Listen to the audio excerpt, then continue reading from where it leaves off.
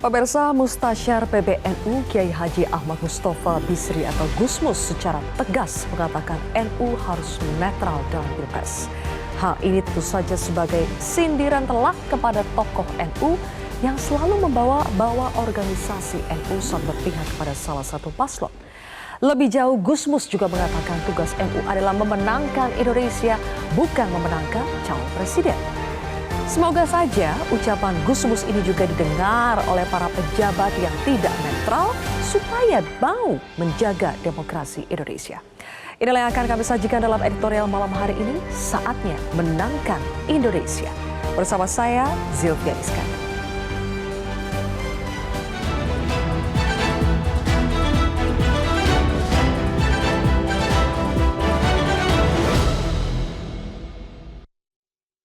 Saatnya menangkan Indonesia.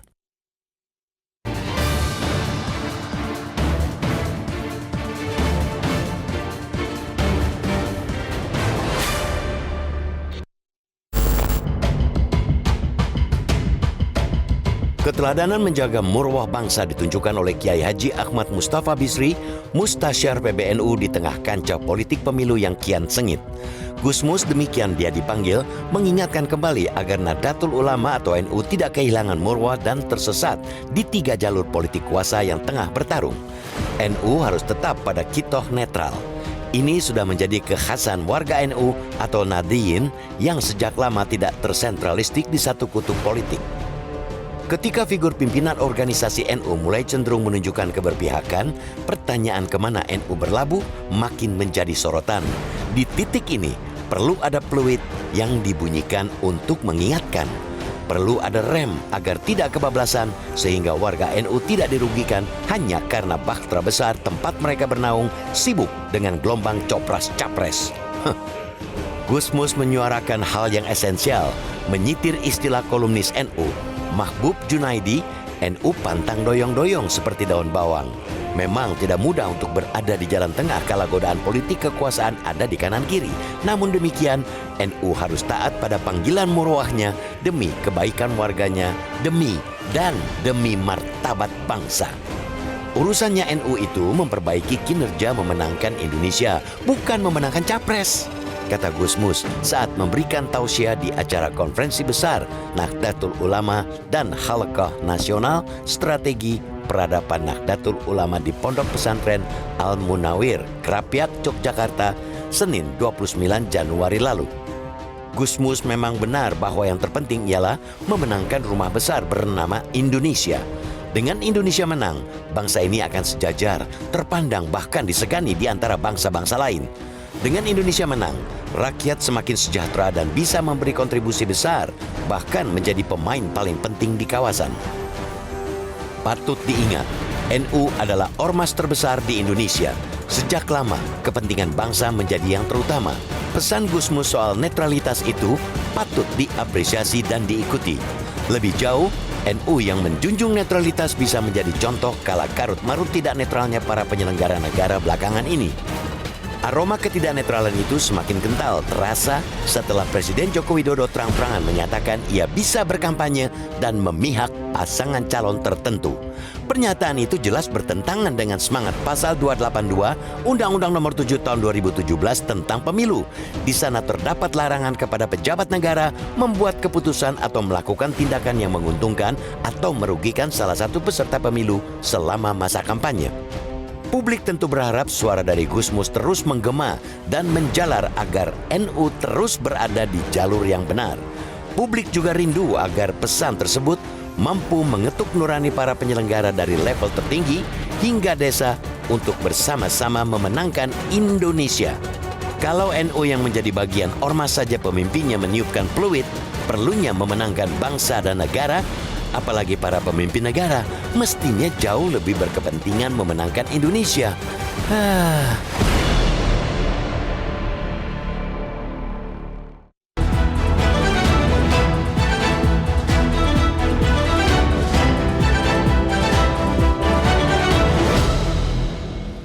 Saatnya menangkan Indonesia, saya akan langsung membahasnya bersama dengan anggota Dewan Redaksi Media Group. Sudah ada Ade Alawi. Selamat malam Kang Ade. Malam Silvia. Kang Ade, menangkan Indonesia dari apa dan dari siapa? Ya, ini adalah pesan yang sangat bagus ya dari Kiai Haji Ahmad Mustofa Bisri atau Gusmus. Beliau adalah Mustasyar PBNU.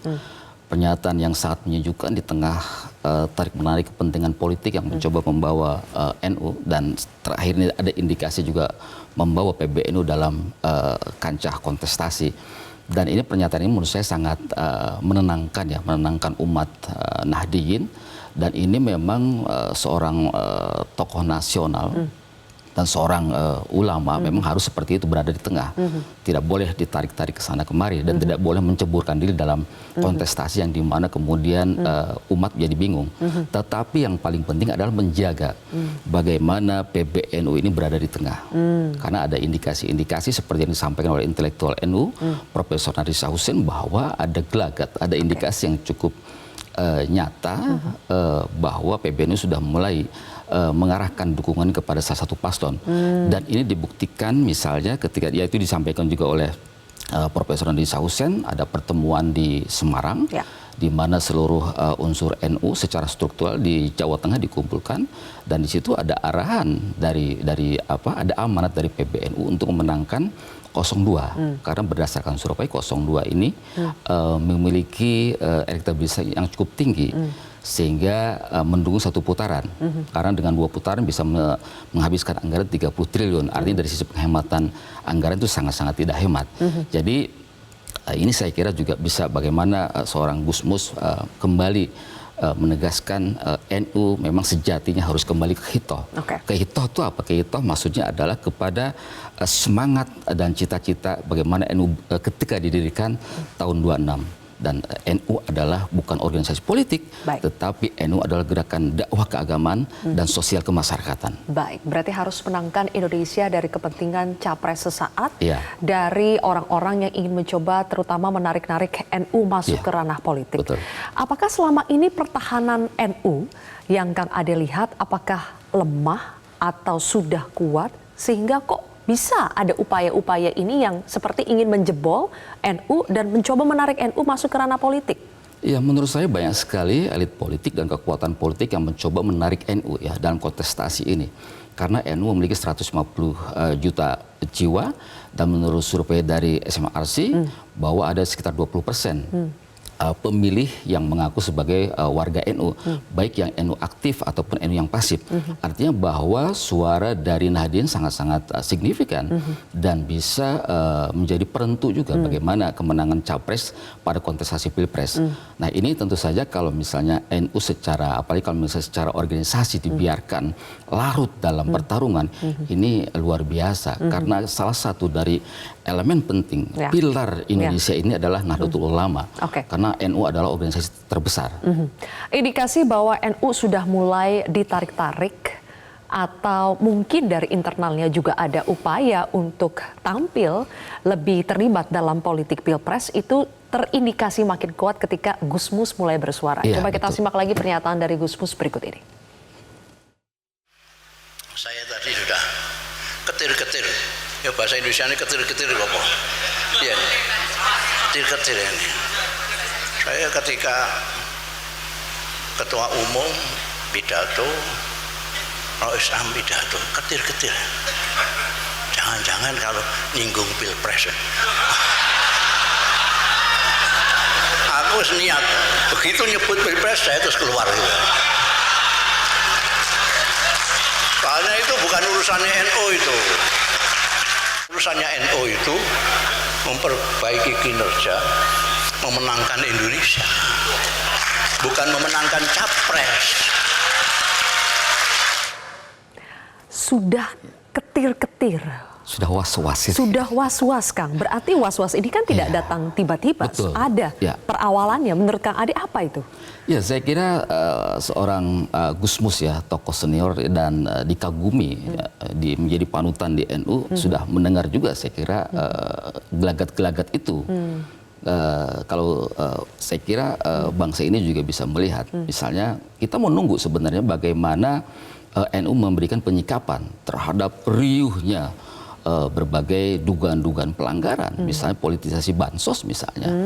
Kalau kita lihat misalnya dari empat prinsip hitoh NU, Jadi NU memiliki hitoh, semangatnya itu ada 4 prinsip. Pertama adalah tawazun, NU harus di tengah. Kemudian iktidal, bahwa NU itu harus adil, tidak kesana kemari. NU itu harus tasamuh, dan yang lebih penting lagi ada NU harus tawasud, harus di tengah. Kemudian yang lebih penting lagi adalah NU harus memegang prinsip amar ma'ruf nahi mungkar. Ini ditegaskan dalam hitoh NU tahun 26. Artinya bahwa ketika NU melihat dugaan pelanggaran, katakanlah bagaimana bansos dipolitisasi untuk kepentingan salah satu paslon, kan sudah jelas tuh. Misalnya Menteri Perdagangan Zulkifli Hasan, bagaimana meminta kepada masyarakat penerima bansos mengucapkan terima kasih kepada Pak Jokowi, karena Pak Jokowi sudah baik untuk memberikan bansos. Makanya kemudian penerima bansos diminta untuk mendukung paslon 02. Begitu pula misalnya Menko Perekonomian Erlangga Hartarto lagi-lagi mengatakan bahwa masyarakat penerima bansos harusnya berterima kasih kepada Pak Jokowi. Ini kan penyesatan. Kalau kita lihat dari bansos ini kan amanat konstitusi pasal 34. Satu itu. Kemudian bansos ini kan sumbernya kan bukan dari pribadi Pak Jokowi atau Presiden Jokowi, tetapi adalah dari APBN. Artinya di sini saja ada penyimpangan, ada penyesatan. Berarti di sini sudah jatuh namanya ada kemungkaran di sini, harus dicegah gitu. Oke, berarti apakah organisasi masyarakat Islam besar seperti NU, Muhammadiyah harus lebih bersuara lebih kencang kalau melihat atau mendengar ada hal-hal yang sedang tidak beres yang terjadi dalam proses pemilu 2024 ini? Nanti kita akan bahas lebih jauh pemirsa, usai jeda tetaplah bersama kami.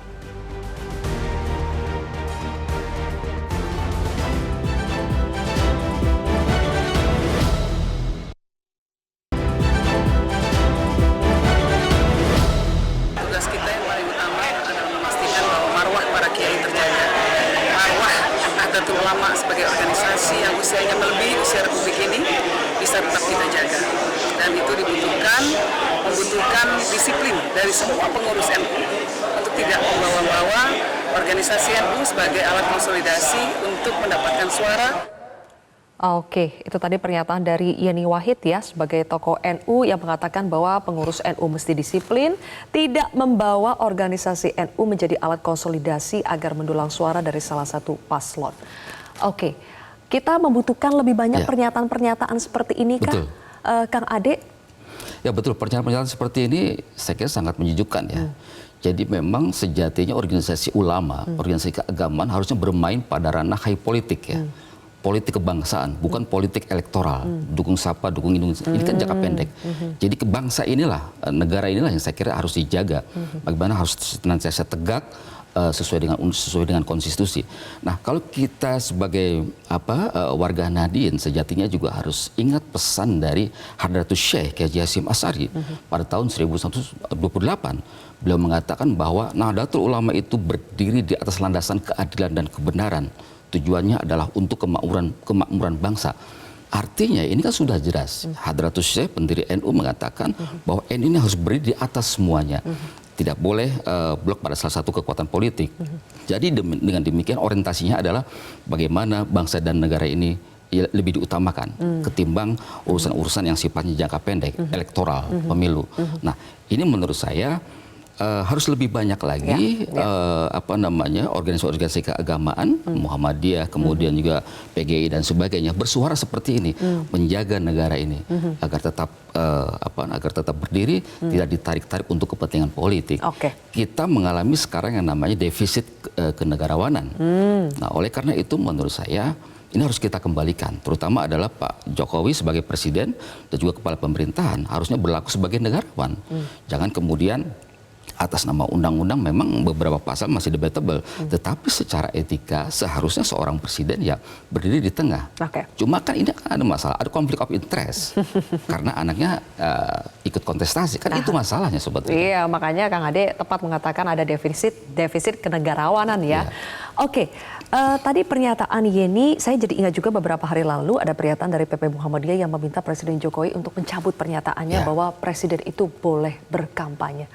Ada pernyataan seperti ini dari PP Muhammadiyah. Dan apakah ini memang tepat? Ini adalah yang kita butuhkan dari organisasi masyarakat seperti PP Muhammadiyah. Ada pernyataan-pernyataan yang terkait politik tapi lebih politik kebangsaan, bukan politik elektoral. Ya, jadi seharusnya seorang negarawan itu berpikir pertama adalah soal etika ya, etika yang harus didahulukan. Karena ada ungkapan yang mengatakan bahwa etika ini hukum berenang di samudera etika. Artinya etika lah yang harus didahulukan. Kalau kita lihat dari beberapa elit politik, misalnya pasca putusan MK, kan selalu mengatakan bahwa itu kan sudah diketok palu sama MK, final dan binding dong, hukum dan final dan mengikat. Tetapi kalau kita lihat dari proses, kan ada pelanggaran etika berat. Jadi seharusnya malu dong, ketika kemudian diketahui ada pelanggaran etika berat. Jangan kemudian itu menjadi dianggap sebagai sebuah pijakan, ya selesai dong, ketika diketok palu. Nah inilah menurut saya ini harus kita kembalikan. Bagaimana kita berbangsa dan bernegara harus kembali kepada konstitusi, kepada hukum dan etika yang berlaku. Jadi ini menurut saya harus kita garis bawahi. Oke. Sekali lagi ini sudah saatnya untuk memenangkan Indonesia, apalagi di tanggal 14 Februari itu bisa menjadi momentum penentu ya. Kang Ade, nanti kita akan lanjutkan kembali. Pemirsa tetaplah bersama kami di Editorial Malam.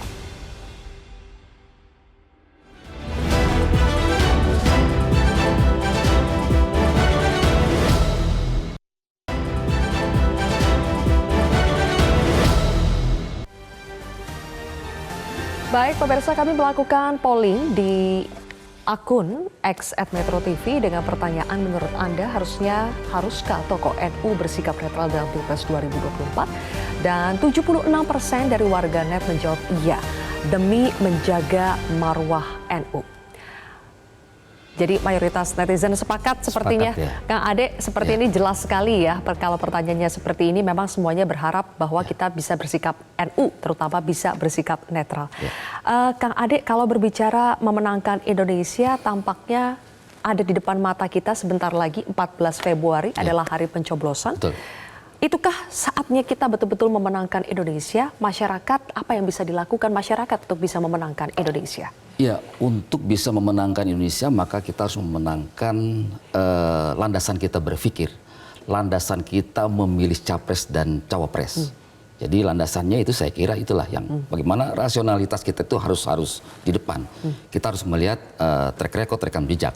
Karena bagaimanapun juga pemilu ini kan sebuah keniscayaan, sebuah memang program nasional yang tidak bisa kita elakkan. Itu adalah amanat konstitusi.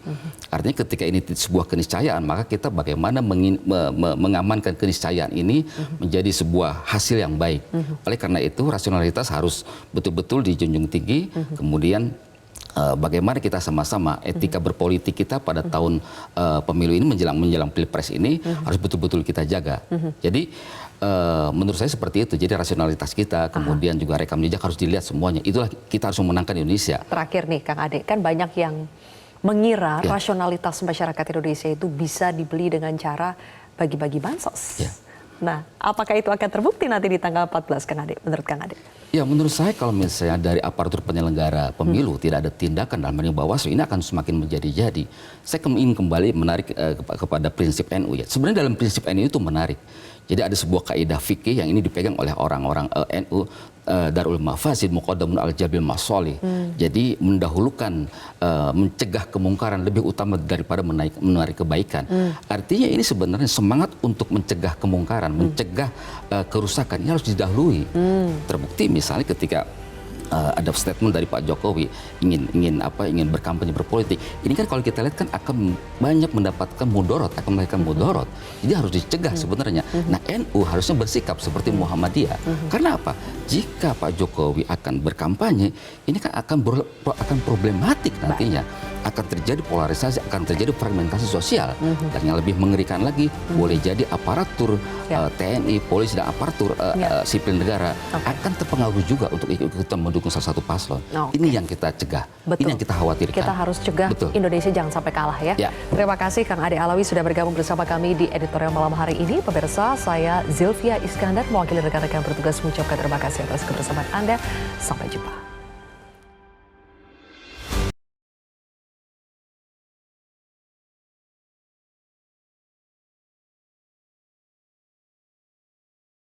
Jelajahi cara baru mendapatkan informasi. Download Metro TV Extend sekarang.